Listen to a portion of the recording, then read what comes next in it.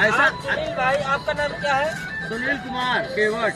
आप ये बताएं, कितने साल से ये काम कर रहे हैं कि पशु पक्षी के लिए आप ये चीज बना रहे हैं? ऐसा हम हाँ। कई राज्यों में बना चुका हूँ। कितने साल से ये काम कर रहे हैं, आप ये बताइए। हम 2007 से ऐसा काम कर रहे हैं। अच्छा, अभी तक कितना बना चुके हैं ये चीज आप?